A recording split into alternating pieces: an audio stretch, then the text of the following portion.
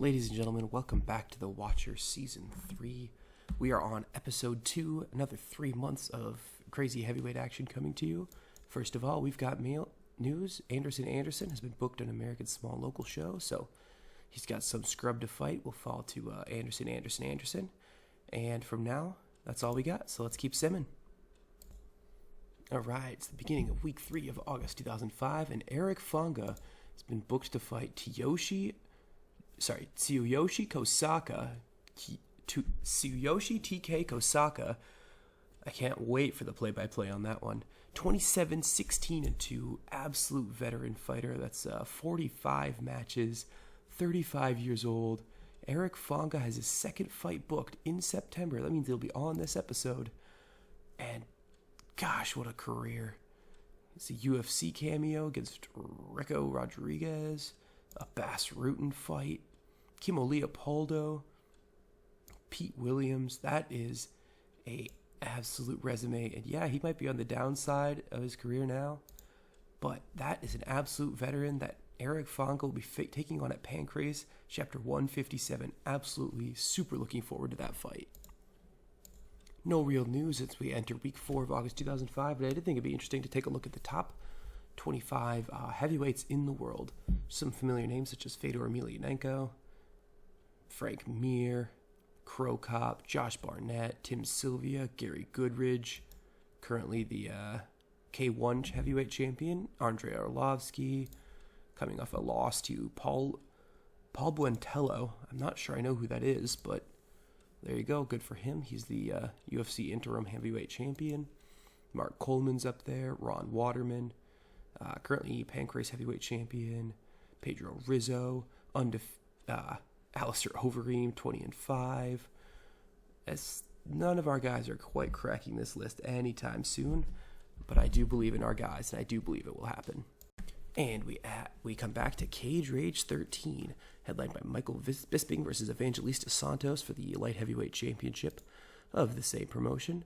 But that's not what we're here for. We're here for the prelims. We're here for Lee Hasdell versus Alex O'Reilly, the debut of the 265-pound Irishman from Dublin, mixed martial artist, minus 990 favorite. He's 18 years old, 6'5", 265 pounds, and you can absolutely see why he's the favorite against the 10-12-1 Lee Hasdell, generously called the Journeyman, a Shen Senjutsu master. But without further ado, let's get started on this one. As far as I know, it's 3 5-minute rounds as Cage Rage standard MMA rules. Hasdell's the hometown guy from Milton Keynes, England. He's stepping forward against Alex O'Reilly across the... I don't actually know what that straight is called, but he's from Ireland. O'Reilly, Hasdell standing and jabbing so far. O'Reilly's got big brace of jabs here. They're fighting back forward. O'Reilly definitely on the front foot, not afraid of Hasdell, not afraid of the 23-fight veteran. They're throwing a lot of strikes here. Again, Hasdell missing most of his. O'Reilly hitting a lot of his. Again, nothing super dominant so far. Nothing super dangerous for Hasdell, but it's absolutely O'Reilly racking up the points here. The next minute, he's just kind of smothering him, tapping him in the head. Not a very exciting round, but definitely a dominant round from Alex O'Reilly. The Maverick and Hasdell and head into round 2 here. So they kind of, again, just dueling with strikes. Neither one of them seems real open to go to the ground right now. O'Reilly getting a little bit tired. Again, Hasdell's a kickboxer. Alex kind of a well-rounded guy. But Alex doesn't seem to want to utilize takedowns here. Big head kick. Oh, Hasdell's backing off, going big right hand. Knocks him down, raining down punches, landing huge shots. And that's it. Yamasaki does his job. Alex O'Reilly, big head kick, huge follow-up. Ground and pound, and Lee Hasdell's hometown fans go home disappointed as Alex the Maverick O'Reilly moves to 1-0 in Cage Rage and 1-0 as a professional. And he thanks all of his sponsors. I don't know who sponsors a 0-0 Irish fighter in England, but apparently they've got more guts than I do. And in terms of other news, Brino Guimas has gotten himself booked at an American Small Local Show. The Portugal native moved to America looking for opportunities, and he found one. 0-0 fighter. He's got a local fighter coming up in September, so we'll get to see that this episode as well. Bobby Braxton, also booked for a small local show. He's 1-0 went ahead and finished his first fight with a knockout head kick in 2.5 minutes. He was ready to fight again pretty quickly, believe it or not. And so in September, Bobby Braxton will look to move to 2-0. So in a local fight headlined by Daniel Puder, I feel like he's best known for, I don't know. I think he lost to Brock Lesnar. It just seems like a thing he would do. But on the prelims, we've got Anderson making his much anticipated, at least by us, debut. He's 18 years old, 6'5", 265 pounds. No betting line given for this one, but let's get straight into it. It's the Muay Thai kickboxer. Goes for a takedown, obviously, as a Muay Thai kickboxer would do. Immediately gets that gone. Big scramble. Anderson into side control. Arm triangle. That's it. Obviously, the Muay Thai kickboxing specialist decides to show off his submission skills in his first professional fight. Anderson, full of confidence, up from Rio de Janeiro into America, and he absolutely is making his mark in the local independent scene. I would not like to fight Anderson.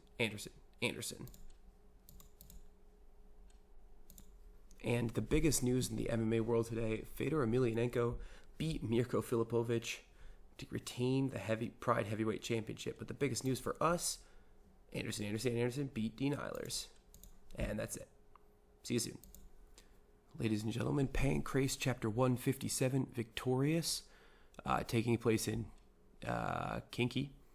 The co-main event of the evening, Eric Fonga already making an absolutely huge name for himself against Tsuyoshi Kosaka on a card main evented by Carlos Condit versus Tetsuji Kato for the Pride welterweight or the Pancrase welterweight championship. This is a big show, folks.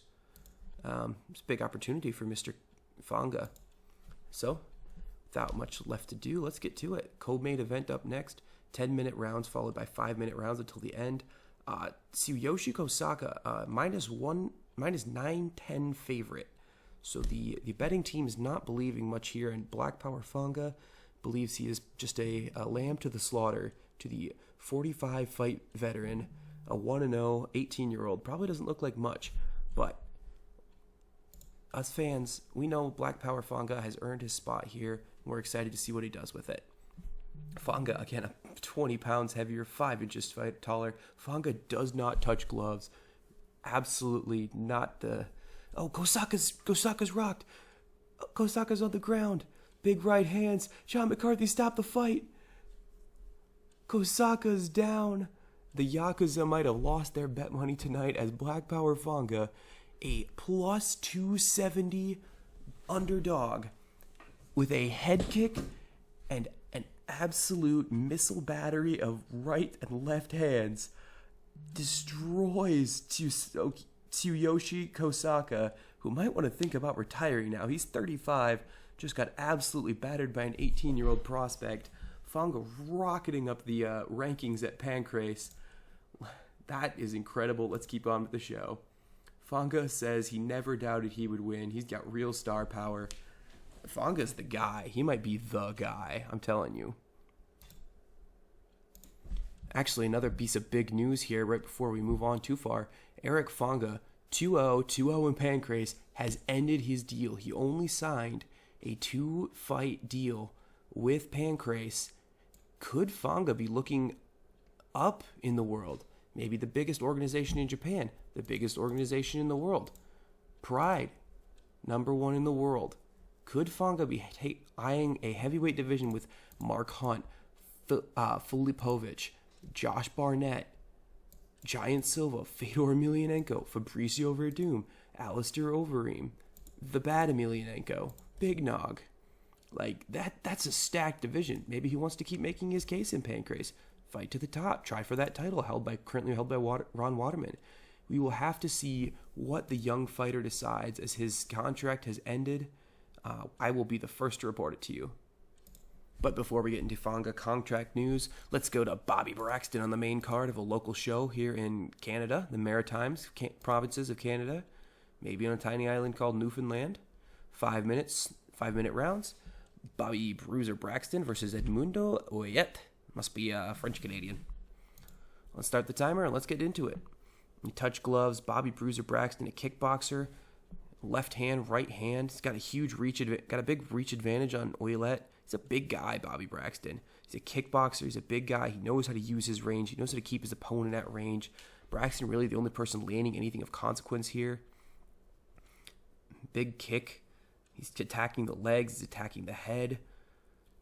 You know, Braxton, again, he may not have the finishing instinct yet. Oh, and there he is. Knocks him down. Knocked out cold. Bobby Braxton absolutely making me eat my words, dissing him for his lack of killer instinct right as he kills his opponent. Edmundo Wayet looking up at the lights. 3.5 minutes. I never should have doubted him. Bobby Braxton moves to 2-0 in the local scene and has to be eyeing a contract here soon. All right, ladies and gentlemen, it is a busy news day here at the Watcher News headquarters. I don't know, man. First of all, George Joe has been booked to face Dion Staring. What a name. At Cage Rage 14, Dion's the Soldier Staring. He's got a gimmick, I guess. He's a 6-year veteran, 7-1 record. That's huge record. George Joe, of course, 1-0 with a Cage Warrior. Yeah, Cage Warrior victory over Mario Neto. Like Cage Warrior's the Damned. He's got a Cage Rage fight now. I apologize. So he won a fight at Cage Warriors. Cage Rage says, hey, we got next. He's got contracts with both. He's 1-0, looking to go 2-0 against 7-1 veteran Dion Staring. That's in October. We will see that fight on this episode. We also got Pancrase has offered Jack Duplessis a contract just as he signs to fight at a small local show. So presumably it's kind of a win and you're in kind of thing here. A 9-minute TKO. His first Japanese show. Not a dominant showing from Jack Duplessis. Again, a winning one. A win is always good. But Duplessis hoping to show off here a little more before potentially signing with Pancrase.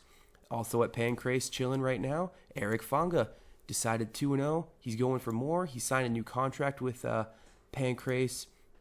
That's a 4-fight contract, expires in 2 years. Big contract for Fanga. And he's looking to make a statement there. And maybe, just maybe, him and Jack Duplessis are going to cross paths. That Duplessis fight is in October, so we will see that on that episode as well.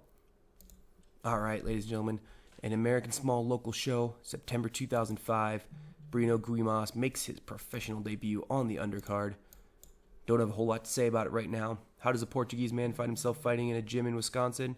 Nobody knows, but Clinton Edward is sure to be the victim of the latest to debut of our Watcher heavyweights. The one, Bruno Guimas, should be the uno. He speaks Portuguese. Anyway, big leg kick, takedown attempt. Edwards is kind of hopping in one place, shoved up against the cage. Going for the takedown again. Guimas really wants this takedown here. Edwards is defending it quite well, but Bruno really just can't get that takedown done so far. A lot of takedown attempts and defending. Guimas might be tiring himself out significantly here, but we'll have to see what happens. But Edwards isn't really landing much. Guimas stomps his foot and they're grappling. Again, not a very exciting round. The crowd is throwing cheese at them. We're in Wisconsin after all. Not the most exciting round there. I want to check that. There's a round one. Guimas tried 8 takedowns, landed 25 jabs, 2 light kicks. It's his round, but he's probably not proud of it, and his coaches can't be thrilled. But maybe Clinton Edwards is getting tired. Tries with 1-2. Guimas hits him with a straight right and knocks him out cold. So I don't know what that was all about. Guimas spends the whole first round trying for a takedown that really isn't forthcoming, then knocks Edwards out with 1 punch in the second round. So Bruno Guimas, the one punch, knocks him out. And wow, what a debut from Bruno Guimas, showing off his okay grappling and incredible strength. All right, first day of October 2005. Dan Miller and Jim Miller have both debuted in the world. Well, they've both appeared in the world, at the very least. Pancrase is getting bigger. They are now mid-level regional promotion, so good for them. Probably a lot of that is due to the heavyweight violence shown by Eric Fanga and the rest. Jack Duplessis now adding himself to that Pancrase heavyweight division. 15 fighters, including Jack Duplessis, Eric Fanga, and champion Ron Waterman. Although he lost a fight at King of the Cage to Kimo Leopoldo. So he's Pancrase champion. and not King of the Cage champion. Go figure. Anyway, in other news, that's it. There's no other news. I actually thought we'd take a quick look at Cage Rage's heavyweight rankings. Alex O'Reilly, 6th.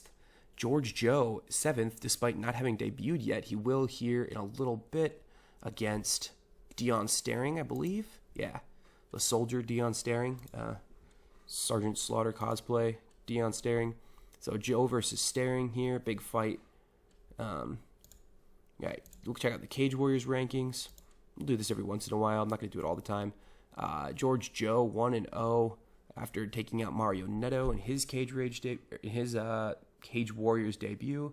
He's got a fight scheduled, but not here. Jeff Monson, the champion there. Chet Congo might be in George Joe's way on his way up. Antonio Silva's there.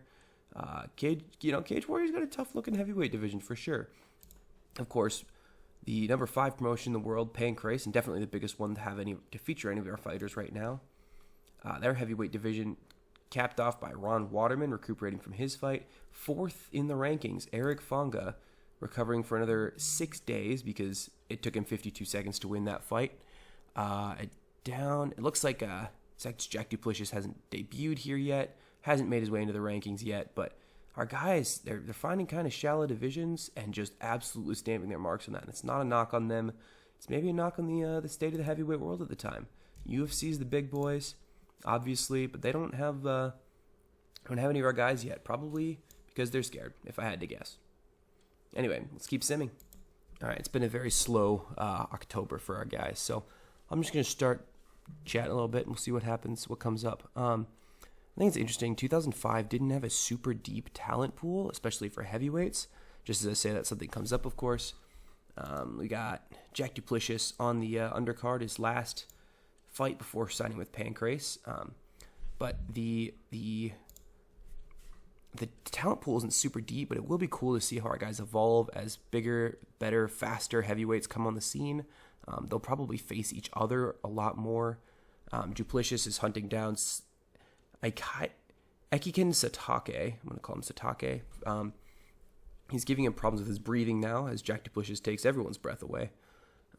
Big right cross from him. May have hurt his own hand. Oh, if he broke his own hand on this fight, it's going to be a tough fight for him.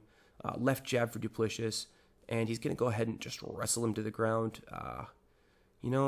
Jack Duplessis, again, a very, very heavy top wrestler. He will just sit on you for a long time. Goes for gets side control now. Satake trying to sweep him. Duplessis going for the armbar here. Not really a submitter. He's more of a wrestler. Again, tries a couple of submissions, not so much. Goes for the Kimura now. That'll get it. Satake has to tap to the Kimura. Jack Duplessis now, 7.5 minutes. Wrestles him to the ground. Gets that Kimura. Slowly wears him down. 7 minutes is a long time on the ground with a guy like Jack Duplessis. He will find something, so you better watch out. But like I was saying, I think 2005 will give our guys a lot more chance to fight each other, potentially. A lot more bragging rights in the Discord. Speaking of which, if you're not in the Discord, leave a comment on the video. We'll get you in the Discord. You can make your own fighter. You can hear me blather on during your fights while you attempt to armbar people. It's all great fun. But I really think it'll be fun to see how the world evolves. This mod I'm using has debuts up to 2015, so we can make this run for a while. Meanwhile, Anderson Silva, the Spider, Anderson Silva versus Melvin Manhoff, George Joe is on that main card, the highest non-championship match on that. So let's go straight to the action. George Joe, Cage Rage, absolutely deserves my full attention. So Dion, the Soldier Staring, slight underdog, faces the Gentleman George the Gentleman Joe, hard-nosed boxer, absolutely hates wrestling. He's just going to punch you in the face. Dion, the Soldier Staring, is a kickboxer. My smart money involves smart money's on 0 takedowns in this fight. So again, Staring is giving out 25 pounds. I don't understand guys who have a huge weight limit and don't get anywhere close to it, Maybe you feel like you could fight a little better at that, but I'm not sure. Anyway, George is coming down now in the pocket, going for punches. Jab, cross, steps to the side. Joe, huge straight right there. Past halfway in the first round. Staring, jabs, goes for a hook. Joe with a 1-2. Staring's cut open. Again, Joe's a hard-nosed boxer. The blood just excites him. Beauty of a straight right. Staring goes for a takedown. There goes that money. Staring maybe looking for a little grappling here. Scared of Joe's punches on the feet. Shortens the range. Throws a big 1-2. He's getting in there close. Just uncorking a straight right as we end the first one. Mario Samasaki checks that cut. No, they said that's fine. They spend the rest of 1 second there. Joe definitely taking the first round according to us. Joe moving into the pocket. Big crunching right hook. Big right hook again. Staring's down. Joe pounces, rains down punches. Big right hand. Staring getting destroyed. The referee has to step in. George Joe, early second round TKO. Big right hand sends Dion the Soldier Staring to the canvas. And a few more right hands ends Staring's night. George the Gentleman Joe, covered in the other guy's blood, is victorious. 2-0, 1-0 in Cage Rage, 1-0 in Cage Warriors. George the Gentleman Joe, well on his way to becoming the heavyweight king of England. He's already looking forward to the next fight. As are we all, Joe. As are we all. Keeps going a 100% finish record for all our watcher fighters. May not be how it always goes. I'm looking at you, Jack Duplessis. But for now, our guys are finishers for sure, which is pretty exciting. Fonga has been booked at Pancrase again, going for 3-0. He's going to be facing Soa the Hulk Palele, 10-1. Super prospect here. He took out Yoshihisa Yamamoto and Ryushi Yanagisawa. So big fights here for Eric Fonga. 10-1. That's huge. Like, I'm curious. So look, Pancrase rankings. Yeah. So yeah, Fonga and Soa right there, 4-5. That is like, whoever wins this is gonna start catapulting up the rankings here. We got Ron Waterman, obviously the champ, obviously recovering for another 26 days. Not a lot of stuff's regulated these days, so whatever. Duplessis makes his debut at 7th on the rankings. He'll be recovering for, he broke his hand, so 4 or 5 months until we can see Jack Duplessis again. That's a real shame for all of us. So we're looking at seeing him, and it's October now. We're looking at seeing him in maybe March, April, till we can see Duplessis again. That is a real shame, but he is 2-0. He's got a contract for 3 fights, a year and a half. He'll have a full year left on his contract when he's back. The future is still bright for Jack Duplessis, but we will not be seeing him for a minute. But Fonga, we'll be seeing him take a fight in 160 hostile territory. What is that? When is that? The first week of December. So next video, week 1 of December. He's going to look to kick off the holiday season with an absolute season's beating on Soa Palele. What else we got? Yeah, Jack Duplessis strained his wrist. Didn't break his hand. That's probably good news for him, but he did strain his wrist. Be a bit before we see him. There you have it, ladies and gentlemen. Will be the end of episode 2. Just as we find out, Ron Francis Jr., still at 0-0, has been booked to take on a local fight in November. So coming up soon, we will be seeing Ron Francis Jr., but not tonight, I'm afraid. We will close this episode by going ahead and looking at all our guys and just giving a quick status update on them. Let's go ahead and do that now. First of all, Alex the Maverick O'Reilly made his debut, 1-0, won his first fight in Cage Rage. He's sitting pretty there. We're happy for him. TKO against Lee Hasdell. He's doing great. Just got a signed in Cage Rage in the British Isles. Andrew Anderson is in America. No contract on the horizon for him, but a pretty easy win over Dan Eilers. 1-0 for Anderson. Got Billy Willie, 1-0. Again from Little Rock, Arkansas. Not currently affiliated with a team or a company or a contract, but he did punch someone clean out with his Thug Jitsu style back in July. Bobby the Bruiser Braxton, 2-0 now, fighting those local Canadian shows. No contract for him yet, but his kickboxing style, he's got a kick knockout and a punch knockout. It's a pretty diverse set of skills there for Braxton. Bruno the One Guimas recuperating for another 4 days, but surely he'll be looking to get on another local card soon. Second round knockout punch for him, 1-0. Big Sexy Earl Mo, again 1-0. The Monkey's Eyebrow Kentucky native beat Dylan Hawkins with an Americana in the first round of his fight back in July. He'll probably be looking to get on a local card soon. There's just not a lot of small American companies at this point. I think the only one really is King of the Cage. And so it's a big competition for contracts on that show. We will have to see what happens. We will keep track. We will keep supporting you guys till the end, of course. Eric Black Power Fanga, meanwhile, finding opportunity after opportunity in Japan. He's 2-0 in Pancrase, a knockout with a kick, a TKO with the strikes. Fanga is a problem, and he's Soa Palele's problem next in December. George the Gentleman Joe, again, 2-0. He got a Cage Warriors win. He's got a Cage Rage win. He's got 48 days until he's ready to fight again. A TKO via strikes, a knockout with a punch. George the Gentleman Joe is just absolutely battering everyone in his wake with that hard-nosed boxing style. Again, he's 2-0. He's got 2 contracts. Each of them looks like he's got 1 fight on each of them yet. So George the Gentleman Joe definitely trying to become King of Britain for sure. Jack Duplessis, Pancrase. Again, he just signed with Pancrase. He's hurt. He got 4 months of recovery time, unfortunately for him. But he did. He's got a submission with a Kimura, a TKO with strikes, showing off a versatile skill set for sure, considering he's just expected to be sort of boring wrestler. Signed with Pancrase. We will see where he has to fight next. Ron Francis Jr., yet to make his debut, I believe might be the last one.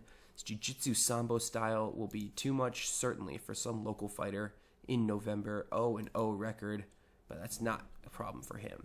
And that is our walk down, folks. That is 10 people. Again, if you're interested, just drop a comment. I will get you hooked up with myself. We can get going with just get you a fighter. Get going with that. As you can see, a lot of contracts expiring right now. So who knows? These heavyweight divisions might start getting absolutely stuffed with fighters. Heath Herring's a free agent now. Fabricio Verdum is a free agent now. There are some terrifying, terrifying men out there. So we will see what happens. We will see where our guys end up, and we will keep on watching. Thank you for watching.